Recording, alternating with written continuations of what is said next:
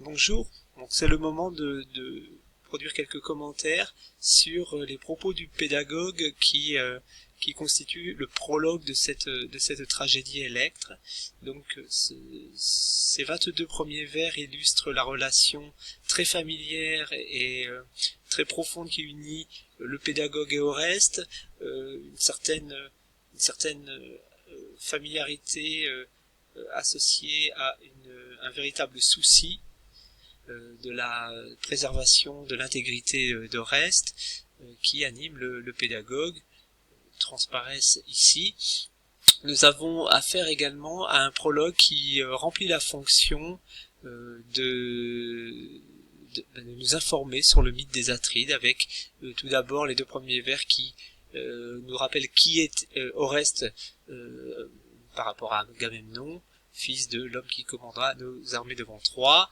Nous avons également une description de l'Argolide et de Mycène. Là voilà cette antique Argolide et surtout la description de la ville, de la cité, la place qui est destinée à honorer Apollon, l'illustre temple d'Héra, et puis surtout le palais, dans un troisième temps, le palais des rois de Mycène, et c'est l'occasion pour le pédagogue de rappeler que ces rois de Mycène se sont succédés en faisant couler le sang, et la malédiction des Atrides est évoquée au vers 10 et 11, Paul Lufteron Doma Pelopidon, cette malédiction qui a conduit le pédagogue à mettre en sûreté, à placer en sûreté Oreste.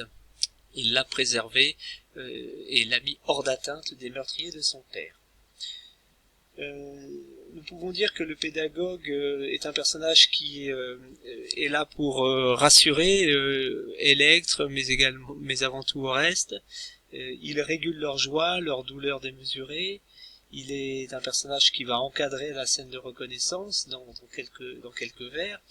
Nous pouvons également affirmer que dans ce prologue, le ton du pédagogue, le ton professoral, dépassionné, logique, la rhétorique froide du pédagogue va encourager Oreste à élaborer un plan d'action dénué de scrupules, et l'acte de parricide ne sera pas accompagné d'un développement moralisateur trop important.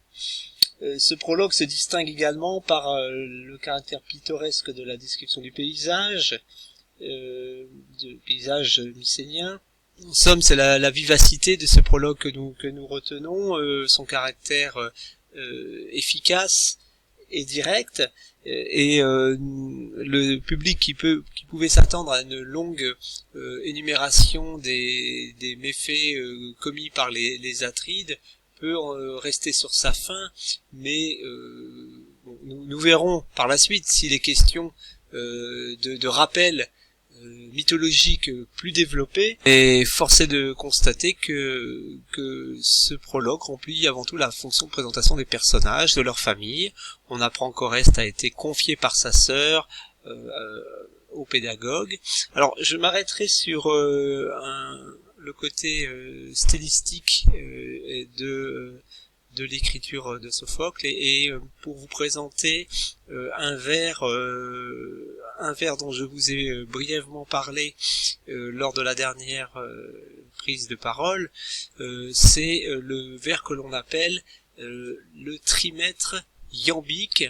Alors c'est le type de vers donc qui est appelé trimètre iambique, que l'on va utiliser pour faire parler des personnages, hein, non les faire chanter. Et de quoi est composé ce vers? Eh bien, il est composé de trois dipodies, hein, comme je l'indique ici, de trois dipodies, c'est-à-dire ensemble de deux pieds, et ce pied, donc unité de ce vers, apparaît donc 6 fois dans ce vers, hein, vous voyez, Oten, Sepat, Ros, Ek, on voit la 3, Phonon, Ego, Poté, voilà les trois autres. Donc ces yambes en fait qui sont une suite de syllabes d'une brève suivie d'une longue permettent donc des variations de rythme qu'il faut rendre en lisant si possible. Et il faut noter que parfois nous n'avons pas une suite de 6 iambes sur la ligne, mais nous pouvons avoir à la place d'un iambe un spondé, c'est-à-dire un pied de 2 syllabes longues ou un tribraque, une suite de 3 syllabes brèves, comme nous pouvons le voir dans le vers 10. Au vers 10, nous avons la suite ma, pe, lo. C'est une suite, c'est un tribraque qui est donc constitué de 3 syllabes brèves. Donc voilà une présentation des contraintes métriques que doit suivre le dramaturge. Donc retenons cela pour ce prologue, ces 22 premiers vers.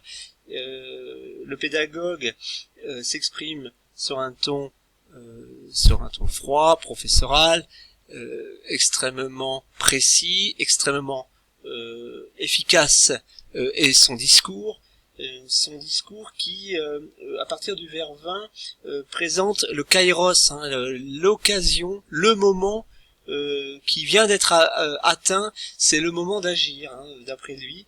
Il annonce à Oreste le moment favorable à l'action. Donc nous avons en effet cette jolie comparaison.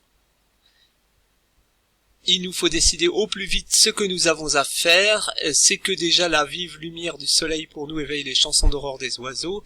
Et nous voyons que cette obscurité qui se dissipe peut être comprise sur un niveau réaliste, c'est-à-dire que en effet il fait jour et l'on va pouvoir agir tout à fait de manière tout à fait efficace. Mais ces vers 15 à 18 sont à comprendre également comme une métaphore. La nuit depuis le meurtre d'Agamemnon, la nuit a recouvert le palais de Mycène, et il s'agit maintenant de lui faire retrouver la lumière.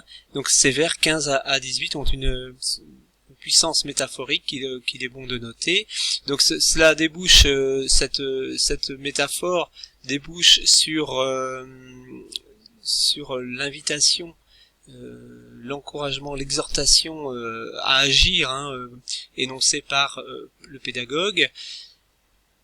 Nous touchons au point où le moment n'est plus à l'hésitation. Voilà une phrase très importante. Os entotimen in uketoiknein kairos. C'est le moment de ne plus hésiter. Donc voilà ce que nous pouvons retenir de ces 22 premiers vers. L'action, nous y sommes d'emblée. Oreste arrive en compagnie de son pédagogue et de son ami Pylade à Mycène. Le jour est en train de se lever.